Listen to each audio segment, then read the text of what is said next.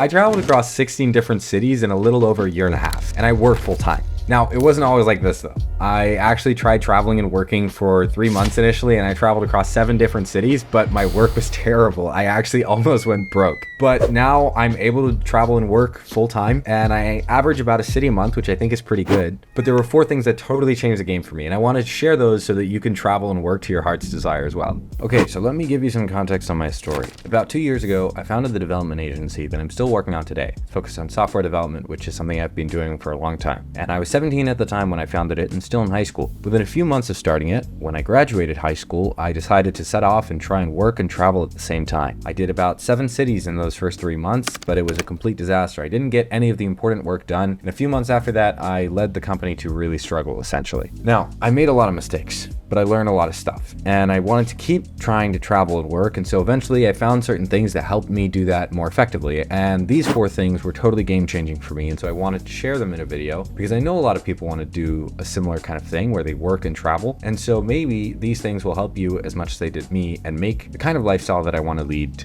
actually possible. The first thing that was a huge game changer for me was focusing on simple work habits. Now, if you're anything like me, there might be a bunch of habits that you want to try, but trying to do those ends up being really unhelpful while you're traveling because you can't really keep track of all of them, and so you end up not really having any.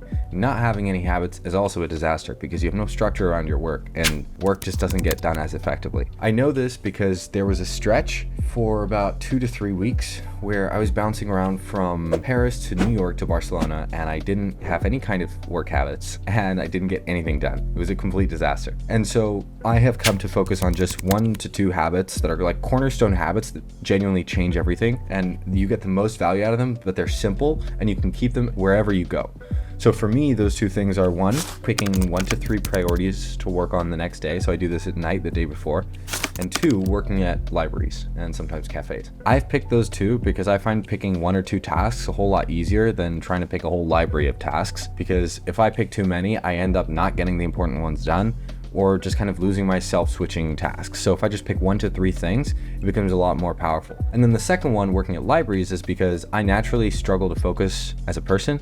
But if I work around a bunch of other people who are all focused, it helps me stay focused as well because nobody's talking, nobody's doing anything else. And so I can't really do anything else either. I'm gonna feel really awkward if I'm the only guy wasting my time at a library. Also, my accommodation doesn't always include a desk, so a library is a relatively consistent option. So it keeps my environment at least somewhat similar as I move across different places. And I really like that part. Hustle porn glorifies having loads of habits and, 16-step morning routines, but that stuff really isn't sustainable when you're trying to move across different places and keep working consistently. Just focus on simple things that help you get stuff done and just keep those and cut out everything else. The second thing that helped me a lot was trying to set my bedtime instead of my wake up time. Sleep is going to be really important, and I don't think this wisdom is anything particularly novel. Now, it's cliche for a reason. It's repeated for good reason because it really does make a difference. Now, I find it challenging to try and always keep my wake up time consistent because I'm not so much of a morning person, but if I focus on at least trying to keep my bedtime the same, that's actually a lot easier and it makes everything else a lot easier to keep in place. That's my take, and maybe you can try it out.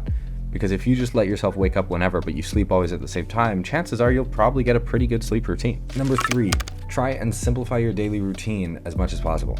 I really recommend having a stupid simple daily routine, and I define a simple daily routine as having 3 characteristics. Firstly, very, very, very simple, very few steps. Secondly, very flexible steps. And thirdly, most importantly, it can be replicated by almost anyone anywhere in the world. So you need a daily routine to get things done. But having a complicated one when you move around becomes really hard to maintain. And so if you can have something that you can always default to, but also that it's simple enough that you could do it anywhere, it makes it a whole lot easier to keep your day relatively consistent, even in different surroundings. The most important thing is to try and make a routine that you can get into within a day of landing in a new city. Because this means that you're not going to lose as much time moving between places. You won't lose productive time because you can get into a routine immediately. I know that I can do that, and that makes my routine a lot easier. But if your routine has a lot more steps, maybe you might want to consider cutting things down so that you can just hit a new city and hit the ground running. And you know what to do. You got to have some kind of default, but it also can't be too complicated. There's a balance to strike there. The 4th tip I have is try and balance your work-heavy periods and your intense travel cycles. Plan ahead. As you travel around the world, there will be times where you hit 3 cities in a month, and then there might be times where you do 1 city for 3 months. That's natural and part of the process.